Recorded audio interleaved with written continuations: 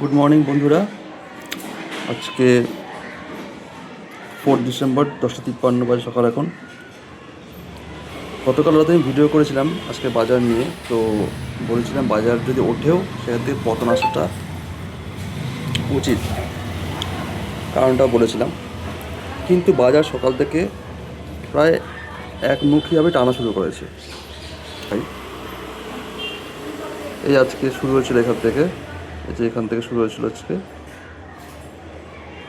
9:15, এখান থেকে টানা উঠেছে বাজার। সামান্য পতন আসছে, এটা নিয়ে অতটা চিন্তা কিছু নেই।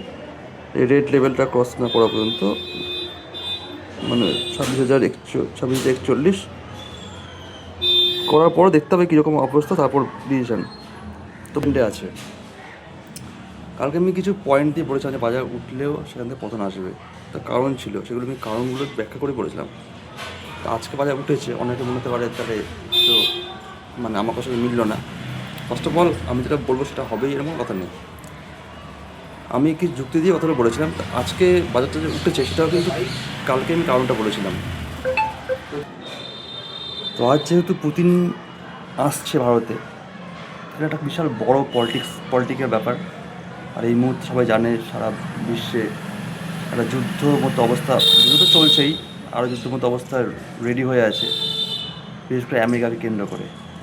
সেখানে আমেরিকার সামনে থাকুক বা পেছনে থাকুক, আমেরিকার সঙ্গে ভারতের সম্পর্ক ওটা ভালো যাচ্ছে না এই মুহূর্তে।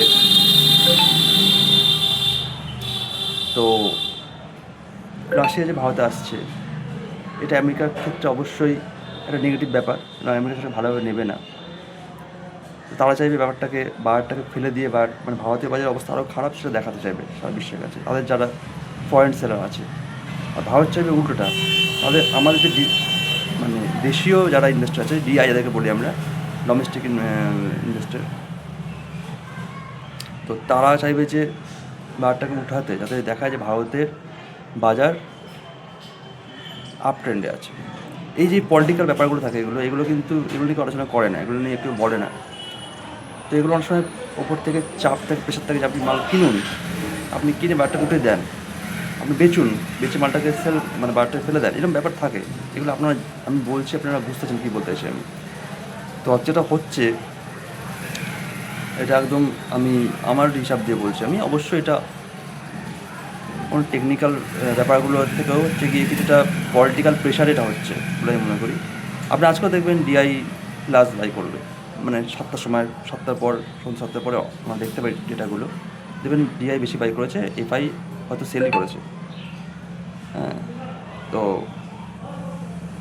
কিন্তু আমাদের এগুলো আমি বলছি ভেতরের কথা, এগুলো আপনাদের দেখার দরকারও নেই। হয়তো আপনারা মার্কেটের প্রাইস দেখুন, প্রাইস দিয়ে কাজ করুন, কিন্তু ভেতরের নলেজগুলো মানে লং টার্মের ক্ষেত্রে লাগে। শর্ট টার্মের ক্ষেত্রে আপনি বাজারে প্রাইস সেকশন দিয়ে কাজ করতে পারেন। অবশ্যই প্রাইস সেকশন একটা খুবই গুরুত্বপূর্ণ বিষয়, আমিও নিজে সেটা ফলো করি।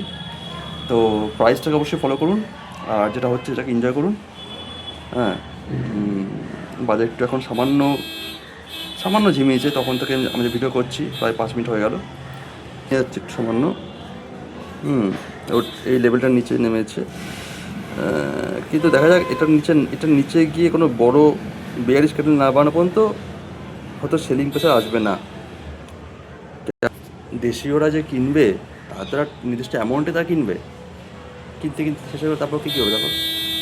আর বিদেশিরা তো সেল করতেই পারে, তার তো প্রচুর টাকা এখানে ইনভেস্ট করা আছে, তারা হয়তো কিনেছে। এখন দেখা যাক কী হয় বাজারটা। তবে বাজার যেমন গেছে সেরকমই চলুক, দেখে আপনারা সেভাবেই কাজ করুন। ধন্যবাদ।